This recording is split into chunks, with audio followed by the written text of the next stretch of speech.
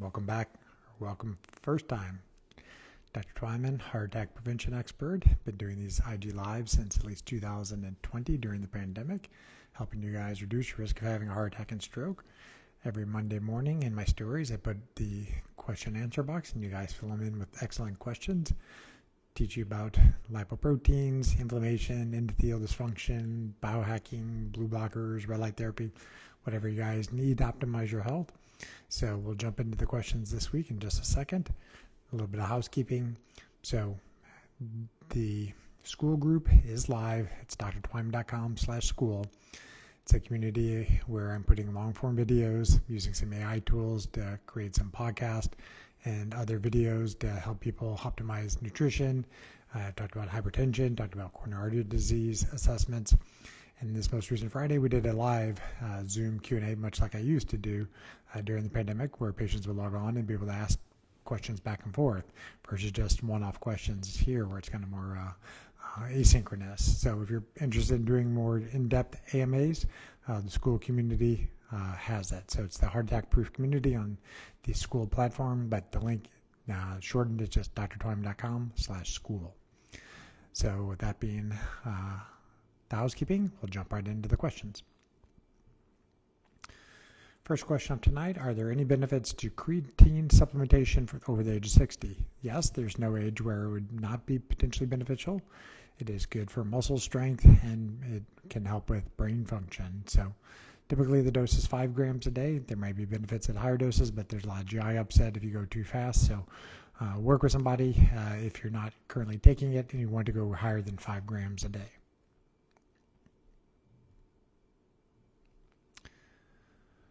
What causes the diastolic value of a blood pressure to creep upwards? This is more common in younger individuals. The systolic pressure tends to rise as you age, but the systolic pressure is the pressure the arteries face when the arteries are expanding, and the diastolic pressure is the pressure that is the resting pressure when the heart is at rest. So both pressures are important. Ideally, 120 radi is the cutoff for treatment. But if your blood pressure is greater than 115/75, you want to do something lifestyle related to try to get it back down before it starts creeping up significantly.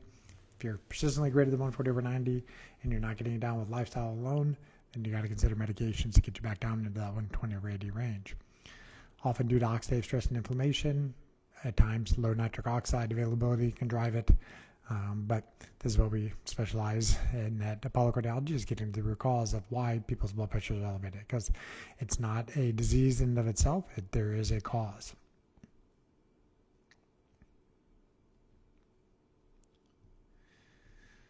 Next question up to Nate.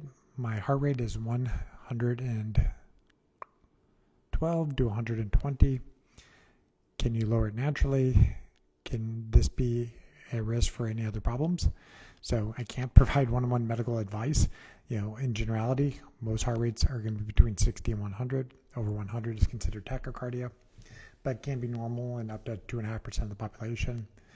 Can it be lowered naturally? Depends on what's causing it to be high, or if you're symptomatic. The person's feeling the heart racing, skipping, jumping, they're lightheaded, they're passing out, they have exercise intolerance, they need a further workup. Is the person anemic? They don't have enough red blood cells. Are they hypoxic? They're low in oxygen. The heart rate's going to increase. Do they have a thyroid problem where they're hyperthyroid? Their heart rate's going to increase. So try to find out the root cause of why it's high. And if the person's symptomatic, then yes, it potentially can cause problems.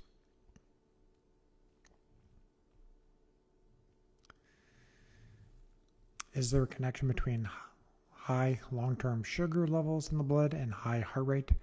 Not likely directly, but high sugar or high insulin can damage the glycocalyx, which is the lining of the arteries. If the lining of the arteries is damaged, it may affect nitric oxide and the arteries get stiff, but it will not directly affect heart rate, likely.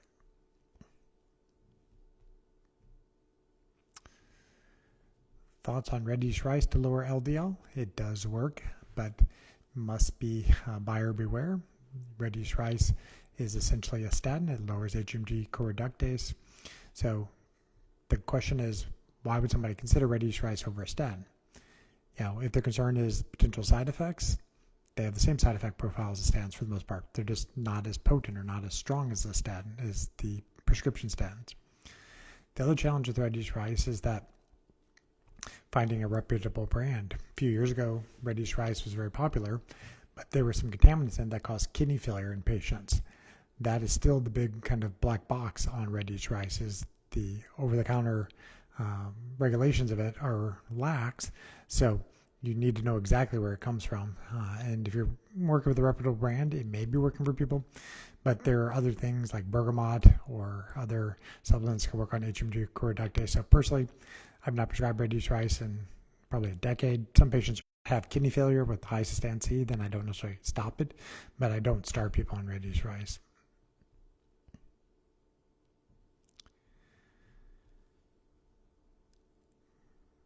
Next question, can anyone take CoQ10? Well, you need to know why somebody would want to take CoQ10.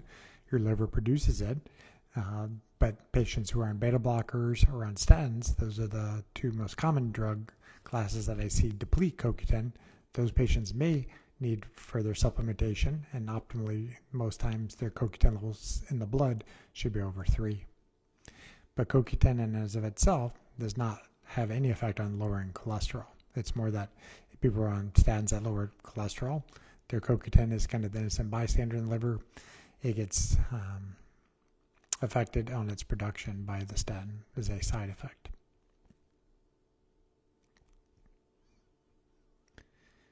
Next question, what does it mean if one's blood pressure number is high but the other is normal? It depends on how much pulse pressure there is. So the pulse pressure is your systolic minus your diastolic. There should not be more than 40 points for the most part between those numbers. If there is, it could be an issue with aortic regurgitation, where the aortic valve is leaking. There could be issues with the aorta itself, or the heart is not working very well if you have a very large pulse pressure.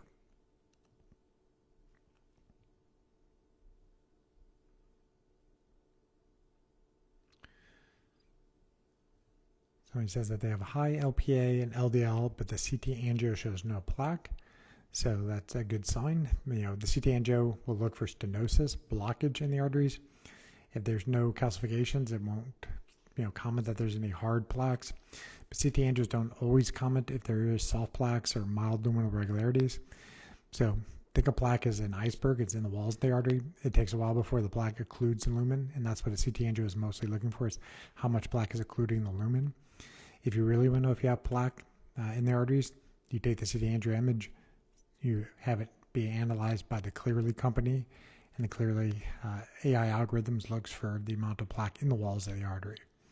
That's to know if you truly have plaque, because I've seen a lot of calcium scores that have been 0, and CT angiograms have been read by radiologists as normal, but they Clearly analysis will still show the person has soft plaque that needs to be managed.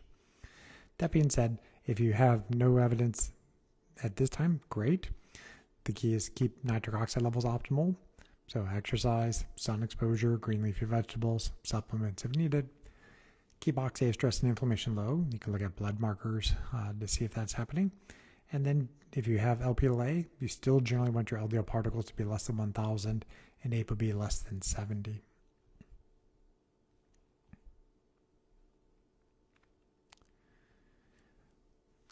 Question, when starting a statin, Repatha, Zetia, what are the key blood markers to monitor for safety? Generally, it's only the statins that have labs that you need to really monitor. Ezetimibe, it's mostly GI side effects, so people have a lot of bloating, diarrhea, gas that they can't tolerate. They stop the ezetimibe, those symptoms go away. Repatha, PCSK9 inhibitor injection, usually every 2 weeks. There are ilisclerin, which is twice a year. Not a lot of side effects from those medications. Seen some cold-like symptoms, but no blood markers that you can point to. But with the statin, you have to look at CoQ10 levels. You have to look at creatine kinase levels on occasion, LFTs, AST, ALT particularly. But typically with statins, I want to know the person's vitamin D status before starting, their thyroid function. If they're hypothyroid, you have to get them back to euthyroid before. Otherwise, they're more likely to have myalgias with statins, muscle symptoms. What is their ApoE genotype? If they're an ApoE4 genotype, statins may work, but typically don't use high dose. They tend to have more side effects. And then I will use the Boston Heart Diagnostic Panel's cholesterol balance test and look at desmosterol levels. If desmosterol levels are getting significantly under 1, think of it as shutting a faucet off. You shut it off too much with a statin, person's more likely to have side effects. So back off on the dose of statin or use a different statin in those individuals. And that's what I do for all my patients at Apollo Cardiology. So. Can you heal endothelial dysfunction? Yes. Endothelial dysfunction is the first line of the pathway before you develop plaque in the artery. So, if you can fix it, you don't go down that pathway. So, often driven by inflammation, oxidative stress, high blood sugar, microplastics, heavy metals, air pollution. There's something that's causing the endothelial dysfunction, so you try to remove that. If you can't completely remove all the insults, then you support the endothelium by optimizing nitric oxide. And there's various nitric oxide supplements you can potentially utilize. And then the last pre-submitted question tonight. The person says their cousin has a bicuspid aortic valve, so that happens in 1% of the population. How do you manage it? Keep blood pressure controlled. If the person has LPLA, that increases the risk that the aortic valve will become stenotic and ultimately may need valve replacement surgery. Keeping inflammation, oxidative stress low can potentially help, not damage the valve more. It's 1% of the population has it, so oftentimes, if it's a cousin, it's not, likely to be that same gene, but typically the cousin should have any of their siblings and then any of their children assessed if they have a bicuspid valve. All right. So that was the pre-submitted questions. Thank you as always. Next Monday around 8 a.m. Central Time, the Instagram stories will have the Q&A box that you can drop your questions ahead of time. So now look through the comments, see if there are any questions popping up that I can answer for you.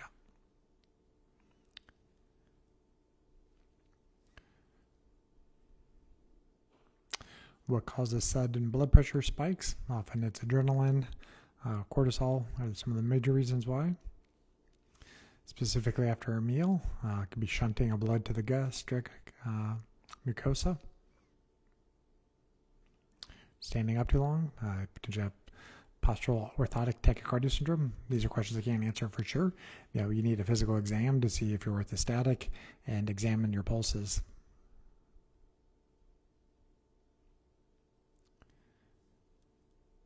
Is there a way to get microplastics out of the body? Not my area of expertise for everything, but it's about helping the structured water in your body. The glycocalyx is heavily full of structured water, so infrared light from sun exposure, sauna, photobiomodulation exercise, putting infrared light into your system can help the body repel the microplastics from being retained. You'd have to look up some of the functional medicine doctors are talking about some of the microplastic detox protocols. May or may not work. The key is try to avoid the exposures. Try to drink from glass when able. Yes, do know that some of the caps of the the glass bottles may have plastic on them, but you do what you can. And then let's pre-submit a question tonight. If somebody has a soft plaque on clearly CT angio, can they calcify the plaque without pharmaceuticals? Potentially. You've had to figure out, okay, what is driving the soft plaque? Is it, is persistent endothelial dysfunction? Because if you don't fix endothelial dysfunction, they can have normal cholesterol. They'll still develop plaque. They're getting more and more lipoproteins retained in their intima. If they have significant inflammation, then what lifestyle interventions or which nutraceuticals are they willing to utilize to lower inflammation?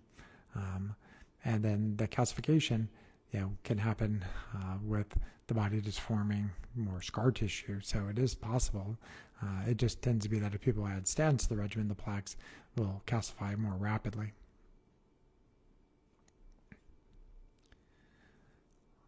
All right. Well, I think those are the questions for this week, guys. Excellent as always. The archive of my Instagram lives We'll be live usually for like 4 weeks in my Instagram archives. All the ones that are greater than a month, they end up on my YouTube channel, which is just drtwyman.tv, or go to YouTube and just search my name as up top, Dr. Twyman, and you'll find those videos. If you're looking for more of my long-form videos, there's still some on YouTube, but the greatest majority of my newest long-form content is going to initially show up in my school community. I'm trying to build a place where people can, do things to optimize their health, where I'm not getting banned by social media outlets. I can speak a little bit more freely there, and I can do a little bit more back and forth on the Q&As. So we're going to do more live Zoom Q&As there. If people want to upload their labs for me to review ahead of time, maybe I'll be willing to take a look at some of those. So if you're interested in that, again, just check out my school community, drtwyman.com/school. So appreciate you guys' time and attention. Next Monday, 6 p.m. Central Time, I'll be back answering your questions, trying to make you guys heart attack proof.